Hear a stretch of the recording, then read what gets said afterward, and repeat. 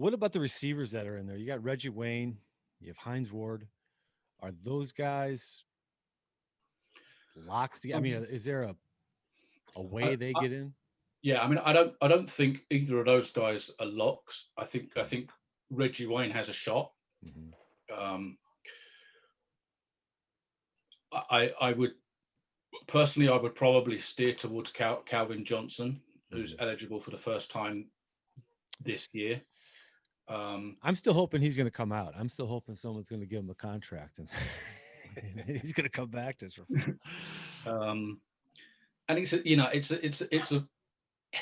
it's a hugely difficult one because when you sit and you look at all of these guys, particularly the guys that were contemporaries of each other, um, and you start looking at numbers, and then you say, well, but this guy played with Peyton Manning, whereas this guy was playing for Detroit when they weren't a great team, but he was a great receiver. It makes it extremely, extremely difficult. But Yeah. you try and look at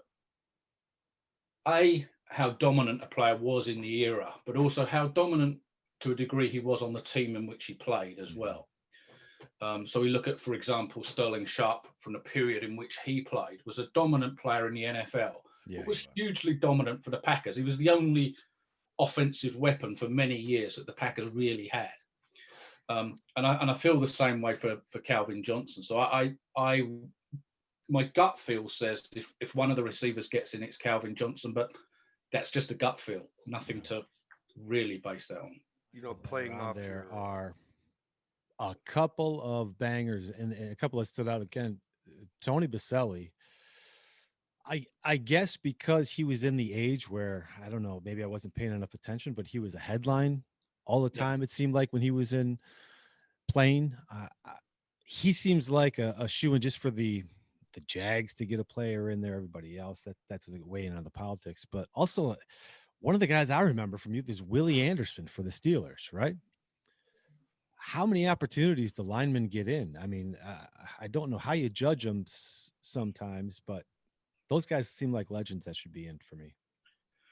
and this is the problem, isn't it? And then next year, the guys that don't get in. So if you take those 25 and 20 of those don't get in, Mhm. next year there'll be 4 or 5 guys coming out, whoever they may be, and there'll be 2 or 3, probably a couple of locks who I think are first ballot Hall of Famers Yeah. next year, and it just becomes extremely difficult. And we know only too well with the Jerry Kramer situation how the years can start going Yeah. by and these guys don't get in. Hmm. Um, it's Yeah. like I said at the beginning. I think you can almost make a case for any of the 25, bar maybe one or two, but most of that 25, and you could argue a case for them getting in. Yeah.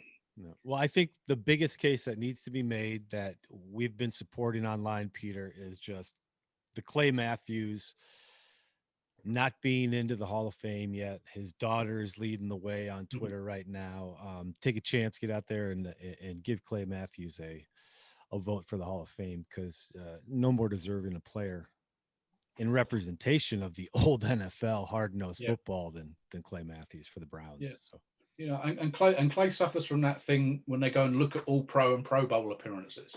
mm, He was a 4-time Pro Bowler, um, but there are guys with 5, 6, 7, 8, 9, 10 Pro Bowls that haven't yet got in, and we know now how. Let's just say the Pro Bowl isn't necessarily the best judge of who the best player for any particular yeah, year.